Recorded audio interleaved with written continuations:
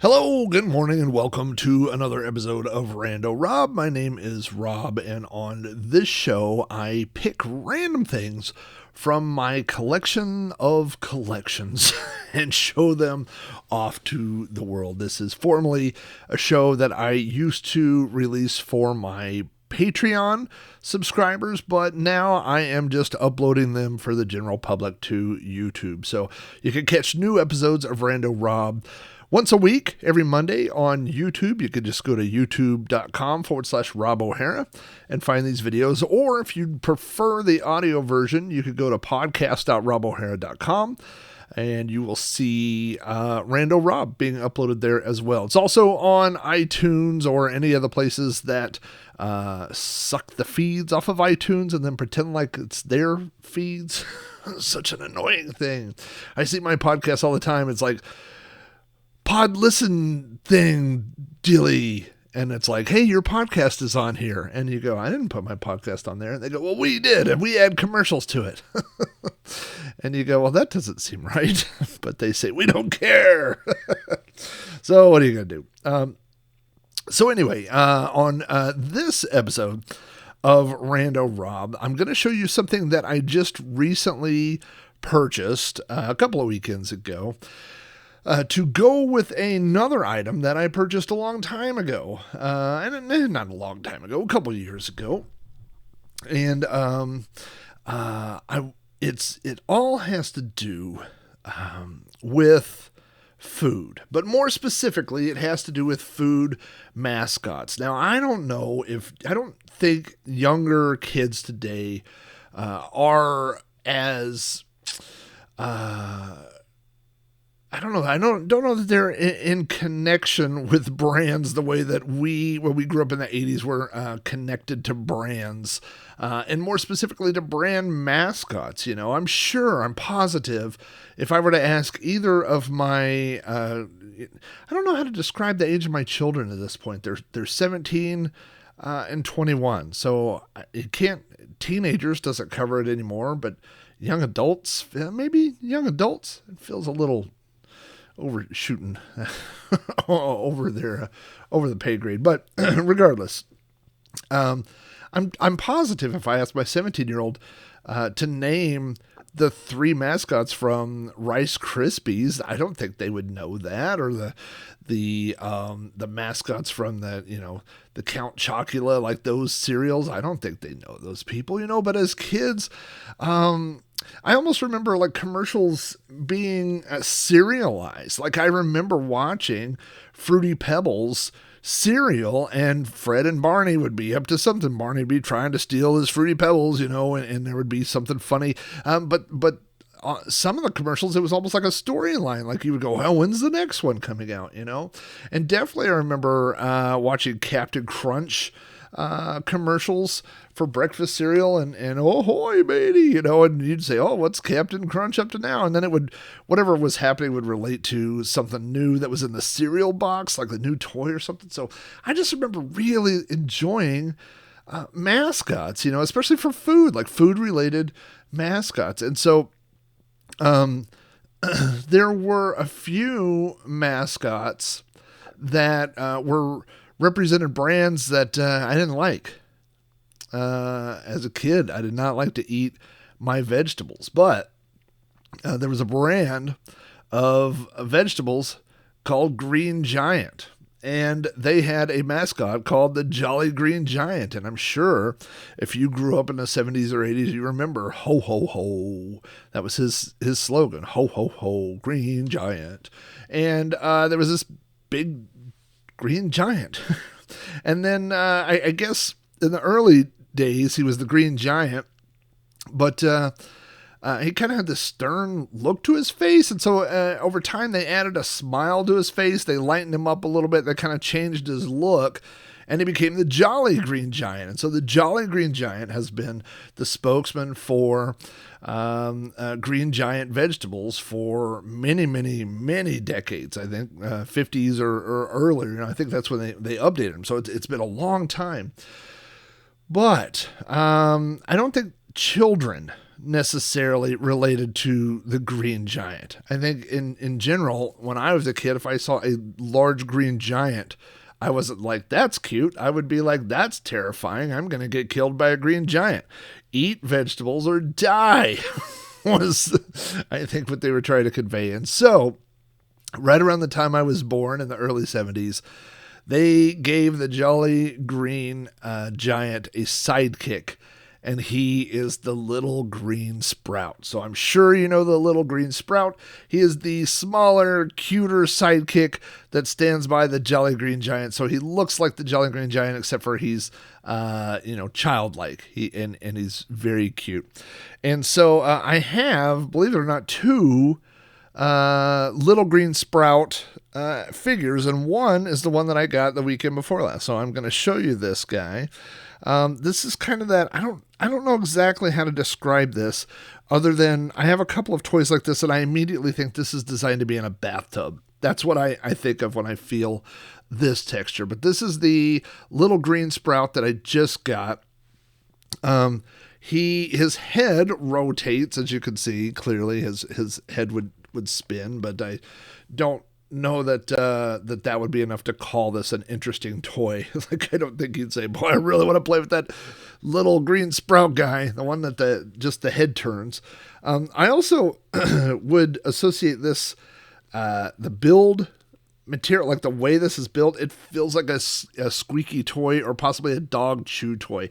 It's that kind of rubber where, you can squeeze it and you feel like it would go like dee dee dee dee dee or ho ho ho, but it doesn't do anything. But he's got, the little green sprout is obviously the cuter version of the Jolly Green Giant. He is all green. He has this green kind of tunic. I don't know if those are green beans. That would be weird to just wear clothes made out of vegetables. But he's got green hair. And he's kind of two-tone, like the hair and the tunic or whatever he's wearing are darker green. He is a lighter green. But, when they make things, they've shown that, like, by making the heads larger on these toys, they appeal to something in us as human beings. We just see that as something cute. It reminds us of babies whose heads are disproportionately large.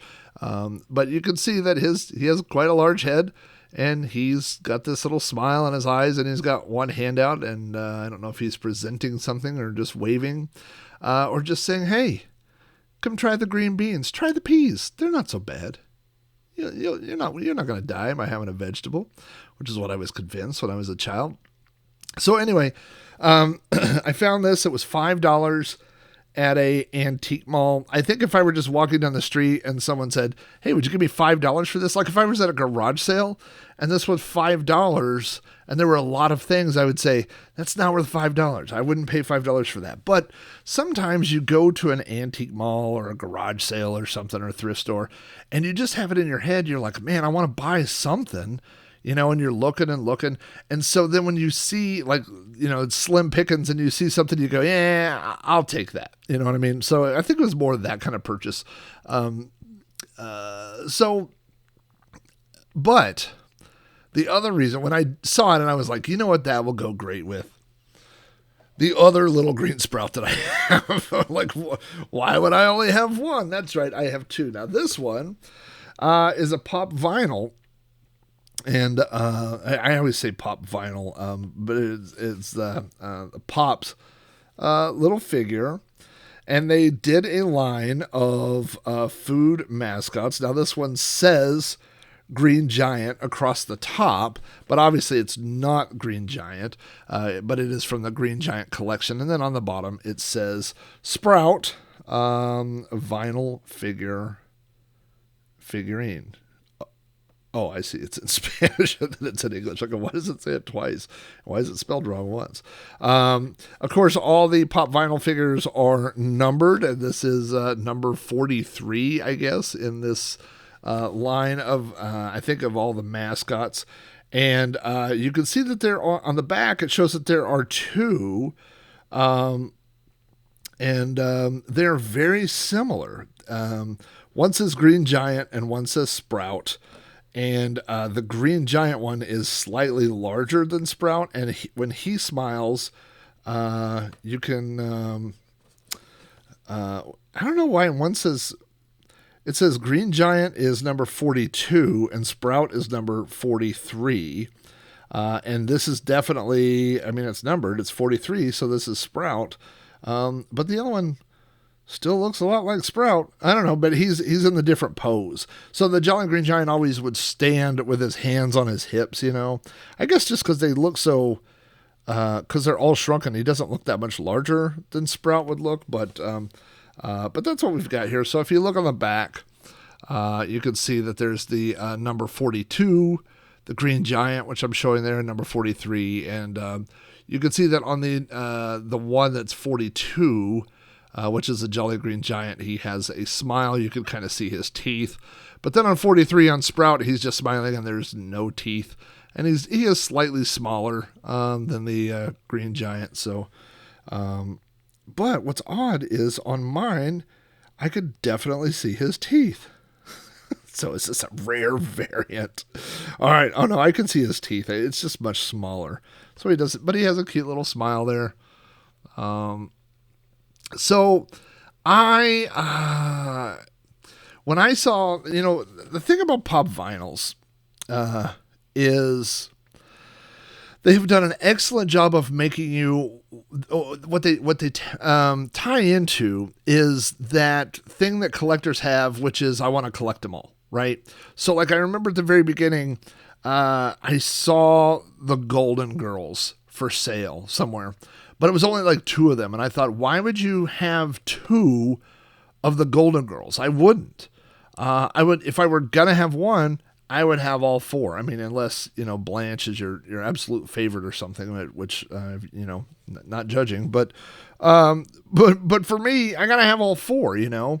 I know they have A-Team ones. If you're going to have the A-Team, you got to have the whole A-Team. And so it digs into that thing that collectors have of, I got to collect them all. But what it does in a brilliant way, I think, is if you think about like Star Wars action figures, there are hundreds and hundreds and hundreds of different Star Wars action figures. So it's very difficult to go, where am I going to start collecting? You know, I just buy a couple that I like, but I'm never going to have them all. It feels so overwhelming.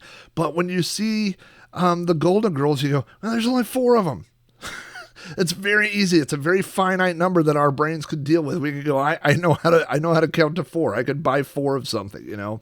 And so this mascot series, I mean, obviously this is a very small example, because if you love Green Giant, you would look at the back of this and you go, well, there's 2 to get. There's number 42 and there's number 43.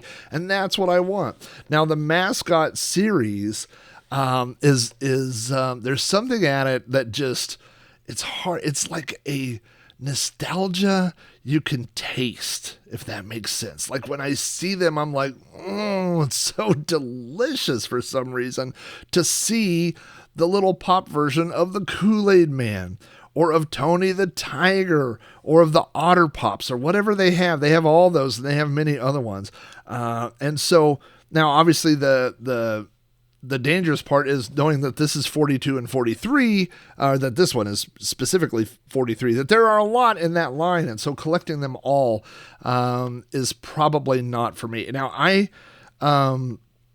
resisted buying pop vinyl figures or pops. I really should figure out the right way to say that. I always call them pop vinyls. I don't know if that's right, but I have resisted buying them because I know me.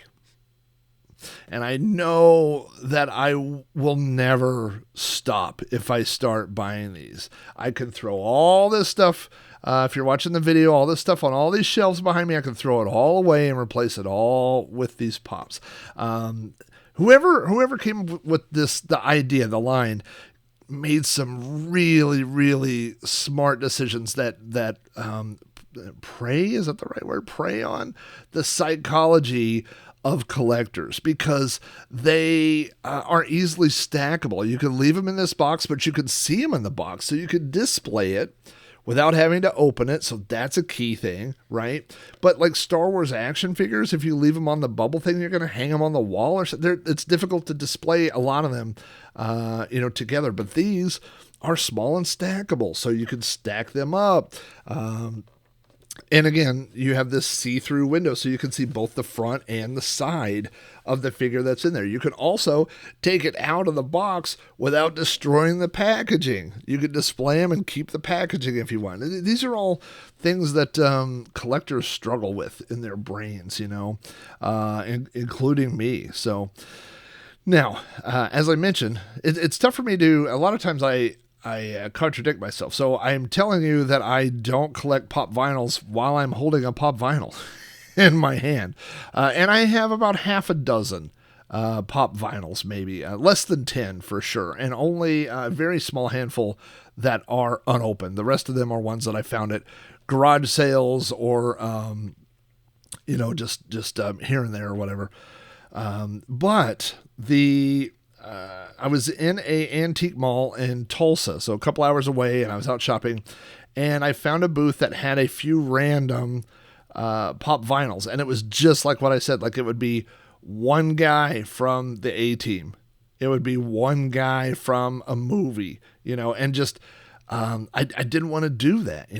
I don't want to have like one random guy from a show. And I know that if I buy it, I'm going to have to track down all the other ones. And so I've tried to avoid that really at all costs. But they did have the Jolly Green Giant or Sprout. And I had been looking for the mascot ones. I mean, I'd been made aware of them. And I saw this and I thought, what could it hurt? So this is the only one from the mascot line that I have. And it sits back there on the shelf behind me. So someday I will track down. I think I will get some of those other mascot ones because I just really enjoy those. There's something about them, like I said, the mascots and the ones that are associated with food. There's just something about it that is really pulls at me. So I picked this one up and he's been sitting back there, but I don't have anything to go with him. He just kind of sits there and there's not much to go with it. So when I saw this guy, the other little Sprout, I said, you know what, this would be a good companion for this Sprout. So now I collect Sprouts. Why not? Another sub-collection of my collections. So don't mail me Sprouts. If you find a Sprout, don't mail it to me. I don't need any more of them.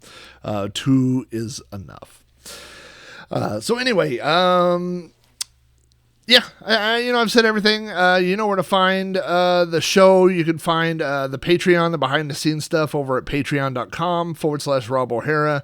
The videos are here on YouTube. The audio is on my podcast feed. And throughout the week, I'll be uploading back episodes of Rando Rob. There's some good ones coming up. This week Tuesday through Friday will be episodes 29 through 32. And I know there's some good stuff in there. So thanks for watching and listening, and I will see you guys soon.